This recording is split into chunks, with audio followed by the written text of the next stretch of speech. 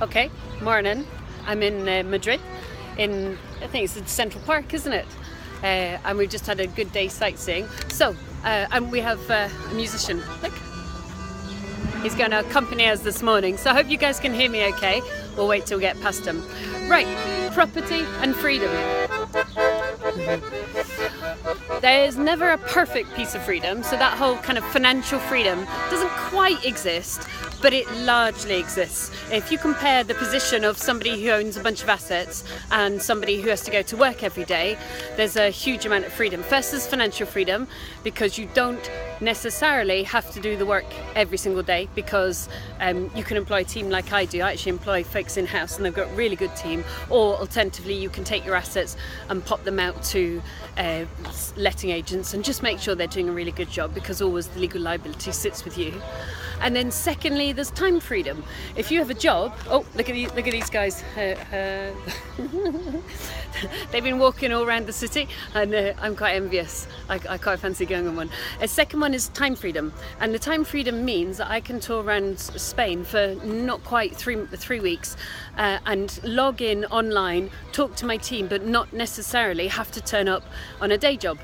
So what is it that means that you can actually make that happen? Well, it's about measurement and systems. So there's people, there's processes, and there's technology. And actually we did this recently on one of our mentoring programs. So that's my best mate Mark, who I'm on holiday with. So people, processes, and technology. One of the processes you're going to need for each of your departments, and if we start with the lettings department, is to know what your key KPIs, your key performance indicators are.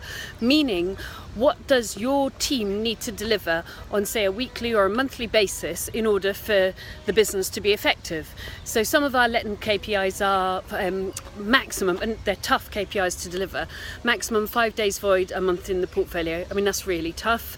No bad debt, every deposit insured and checked once a month, only 5 repairs per month left over, which is quite a tough set of KPIs, plus obviously the financial targets that we got for the rent income, etc. So one of the things is KPIs, and you can work with your team on a kind of weekly basis or a monthly basis to make sure those KPIs, the key performance indicators, are hit. So how do you create the key performance indicators? Because really that's what's allowing me to hang out, go see Madrid, and have the team do their stuff. Well, write a business plan, figure out what you want to achieve in the first place, and then figure out how you're going to achieve it, and then break it down. So we know that we need to have X amount of rental revenue, simply because that's just it's part of the plan. I don't mean it's pie in the sky. We know how many rooms we've got, we know how many houses we've got, we know how many flats we've got, and therefore as a result we know how much rental income we should be deriving from that business. We know what we want the bad debt to be, and actually we want the bad debt, I'll pop around here, we want the bad debt to be 0. We know that we want no mistakes, so we want no deposits uninsured. We know that we want repairs to be done really quickly, which is why we allow them to have 5 repairs hanging out for any 1 month, because often there's repairs ongoing, but we don't allow more than 5 repairs.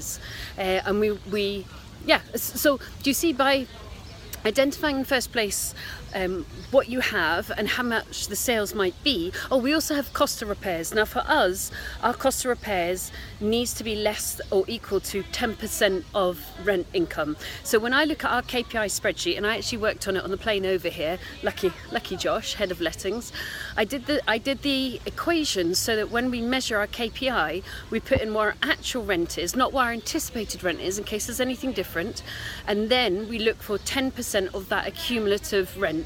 And if we hit over 10% of that cumulative rent, we know we're in trouble. Like last year, we spent more than 10%. We spent 15% of rent revenue on repairs. So this year, the team are on complete alert that there was a serious overspend. Now, the reality was there was an overspend there, but there was an underspend on salaries.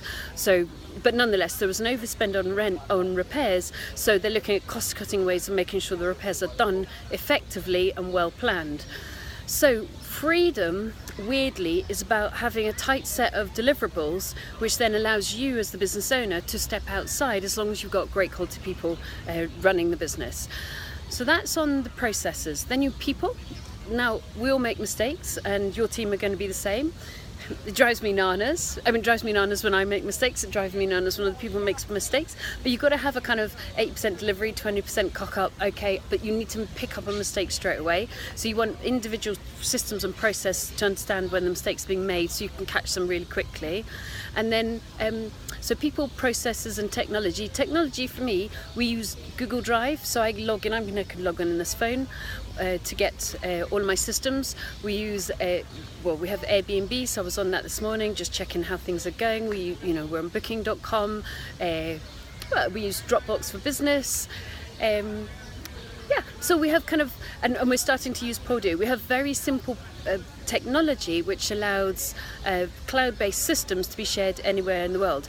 And as a result, I'm in Spain, chilling out, look, in one of the main parks in Madrid, and my team are working at home, and I've got the freedom, if you like, to take just about 3 weeks exploring around Spain, because I'm going, we started in Denia, then we were Valencia, now Madrid, then we're doing Seville, Granada, Cadiz, Santiago de la Compostela, and then Bilbao. So a right good old explore. So people, processes and technology allow you to pull it together and make sure that things are going well, while you can have to the level of freedom that property allows you. Financial freedom, you're not stuck in a day job, and spatial freedom as long as you've got great people, good processes and good technology. And all of those things can go wrong and do very occasionally.